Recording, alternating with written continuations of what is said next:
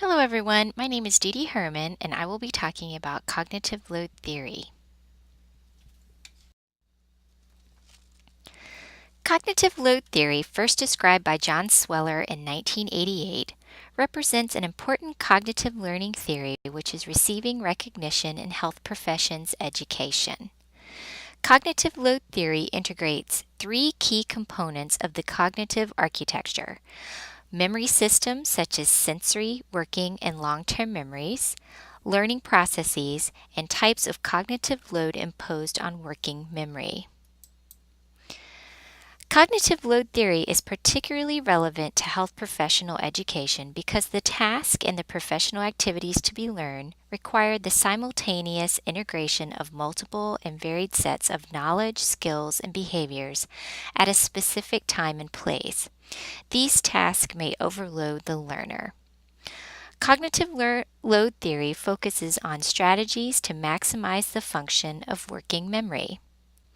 On the next slide, you'll see a short video which will explain some background information on working memory and the development of schema within the long-term memory.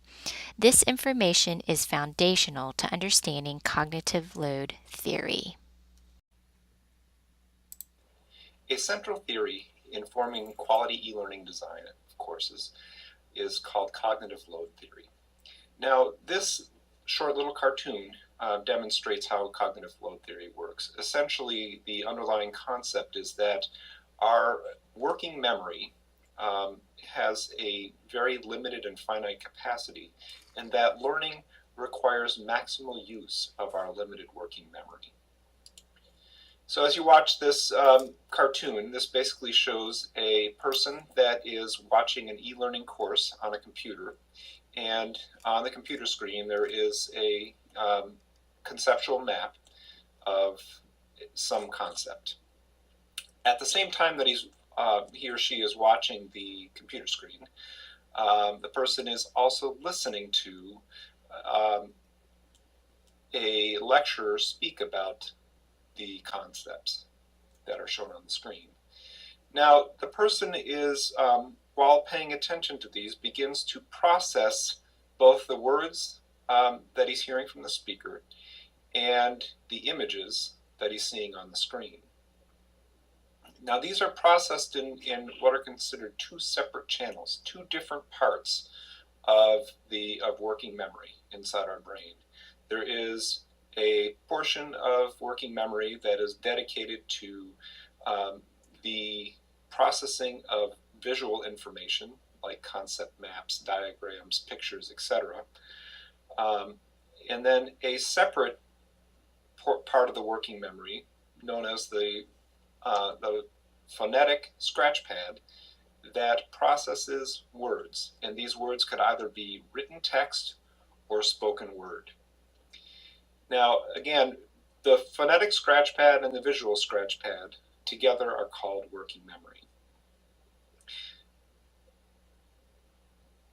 Now, working memory is, again, a very limited space. In fact, it's so limited it can only hold 7 plus or minus 2 small chunks of information. Now, small chunks are limited data such as digits. So a person can remember 7 plus or minus 2 small items of information like numeric digits, and they only can remember them for a very short period of time, 30 seconds to 2 minutes. Now, in order to process this information and put it into long-term memory, that is to learn the information for a long-term period of time, the person has to create connections between existing information and between the data that was held in working memory and create schema. And the schema are complex patterns of information that are stored in our long-term memory. Long-term memory, unlike short-term memory, is vast and can hold very complex data. So again, the long-term memory holds memory in the form of schema, which is complex connections between various data. And the long-term memory is both vast can hold vast amounts of data and very complex data compared to the very finite working memory.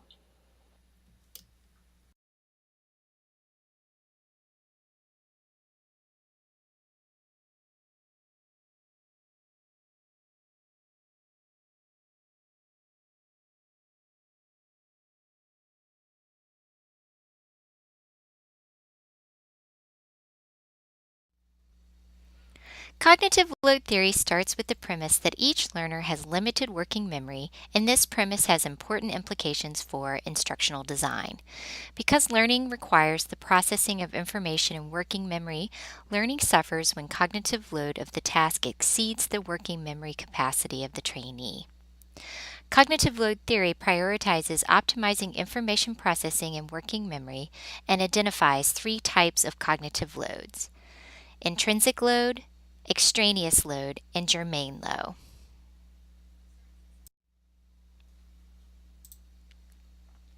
Extraneous cognitive load relates to how the subject is taught.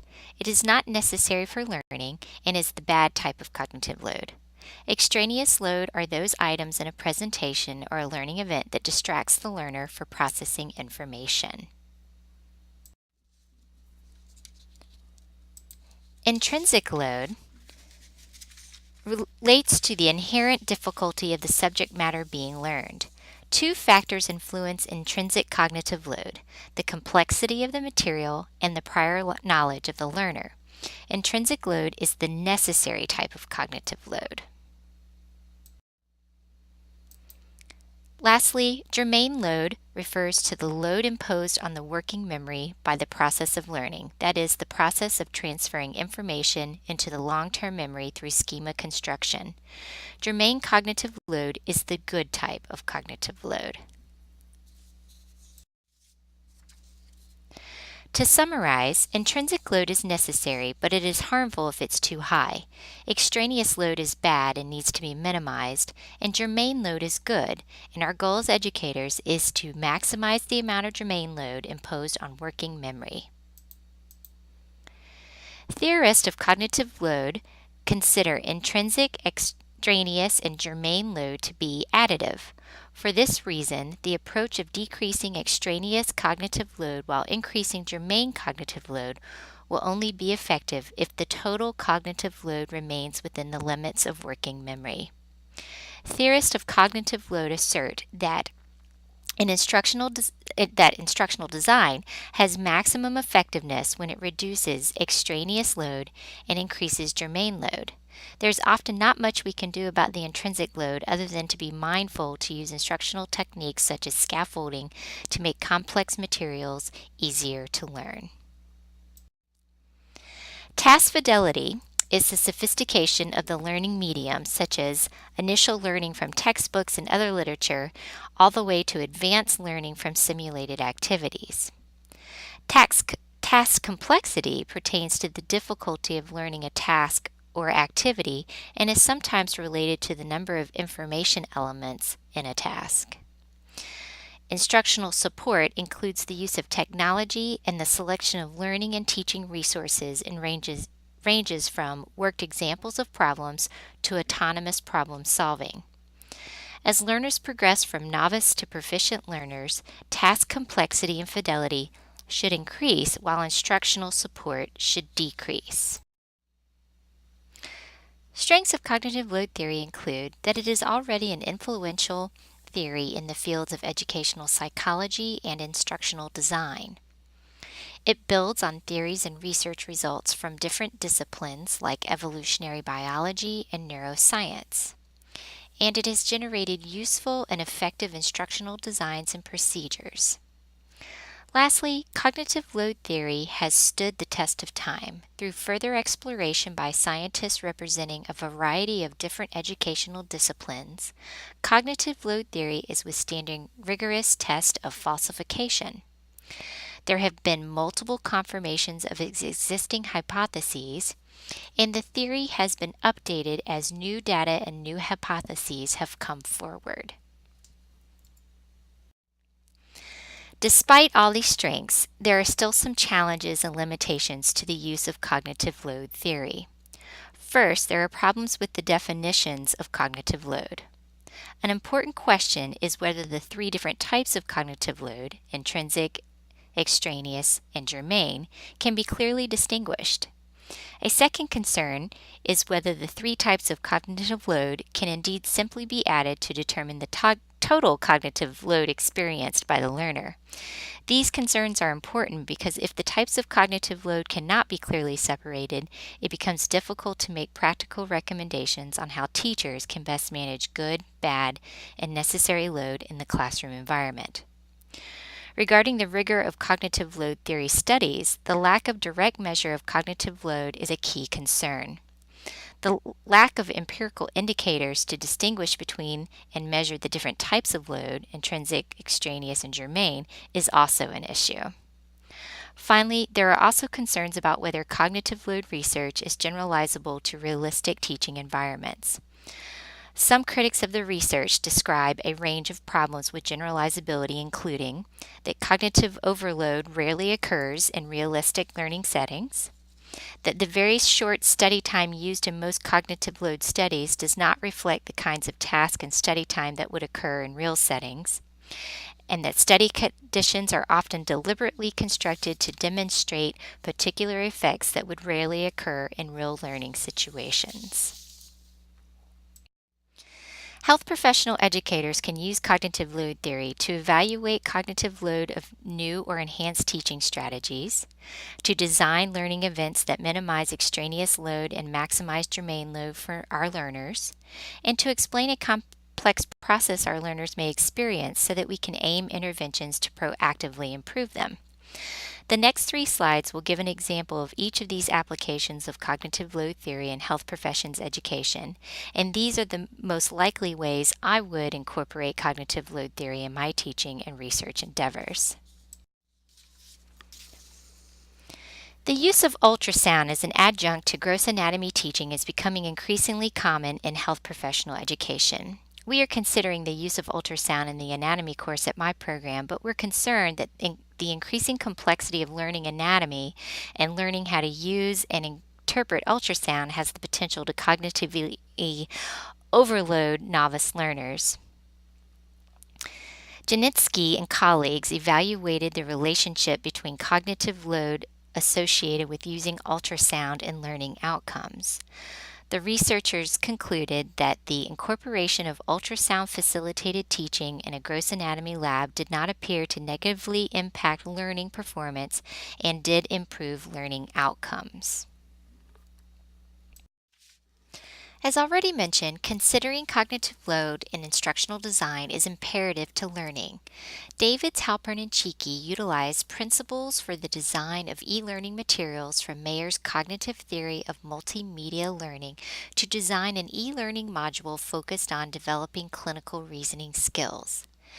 In the table on the slide, you'll notice the cognitive load theory best practices for designing e-learning modules. I attempted to use these design principles in developing this presentation for cognitive load theory, and I will continue to use them for future session design. This last example of how to apply cognitive load theory is one of my personal favorites. Colbert Geets and colleagues use cognitive load theory to fully describe and understand the transition that occurs when someone starts medical school. Their theory on this transition is depicted on the slide and explains the role of cognitive load on navigating the discontinuity of this transitional process. The goal of this research was to understand this transition from a systems perspective in order to design interventions to ease the transition. For my Doctor of Health Science Applied Research project, I studied the transition from PA student to PA professional. It would have been interesting to explore my research question from a cognitive load framework to better guide the development of interventions designed to ease this transition.